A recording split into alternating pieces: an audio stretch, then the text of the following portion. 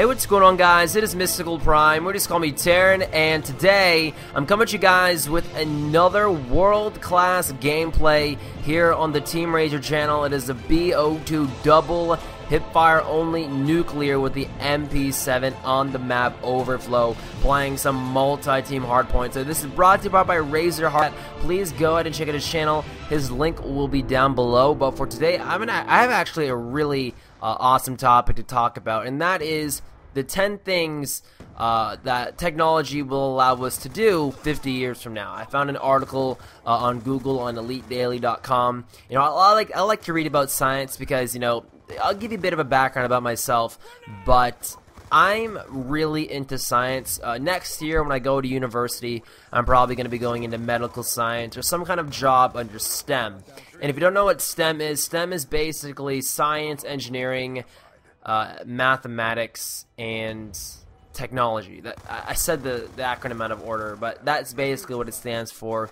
And STEM is probably the best kind of job market you want to go into when you become an adult, because there's just so much money to be made, and it really does make a difference on Earth. And that's why I'm going to STEM, because if you get a job in STEM, really the Earth is in the palm of your hands. You can manipulate and change anything with technology on Earth, and the idea of shaping a planet into the imagination of my own is just mind-blowing, and that's why I want to go into STEM. But anyway, besides my background on technology and science, let's kind of talk about, you know, some cool things that technology should be able to do 50 years from now. I'm reading this article, and here's just some predictions from Dr. Raymond Kurzweil. I don't know how to pronounce his name. So his first prediction is that we'll be able to colonize the moon 50 years from today.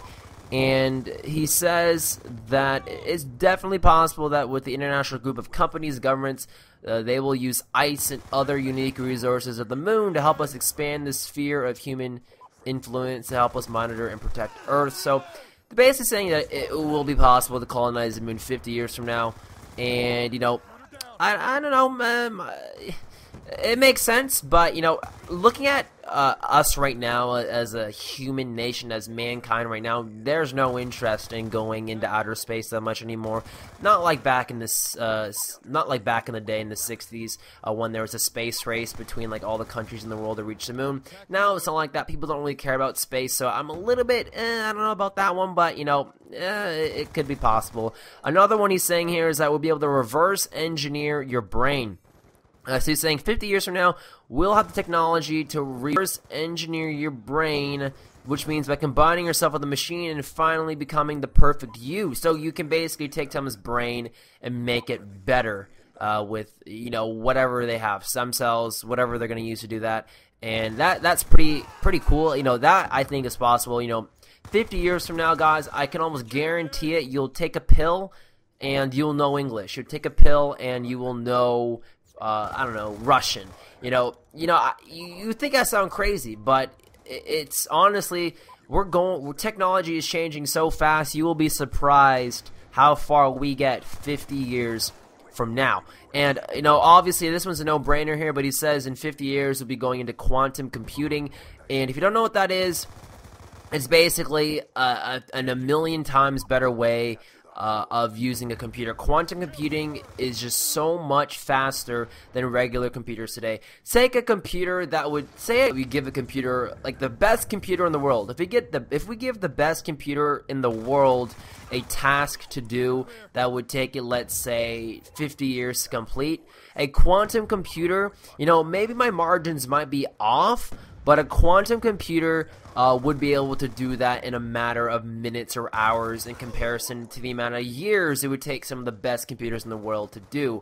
So if that gives you any kind of idea on how powerful quantum computing is, it is thousands of times more powerful. And there's already, I think, one or two or maybe a few, I don't know how many quantum computers are out there right now, but quantum computing is definitely the future. And his last little prediction here that I'll touch upon is that he'll say that we'll never be alone again. We'll always be surveillanced by drones and by, security cameras and, mobile devices. Just since we're moving into technology so fast, we're always going to be on the watch. I wouldn't be surprised that women's having access to your own personal webcams and stuff in your home.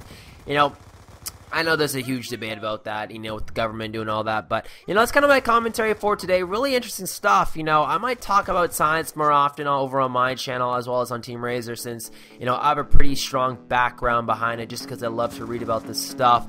So if you guys want more, let me know, and give me your opinions on some of the cool stuff that I talked about here in the video. Check out RzoRHxrdhat, and if you guys enjoyed today's video, comment down below, #primetime. But I'll catch you guys on the flip side, and I'll see you guys in another video. Goodbye.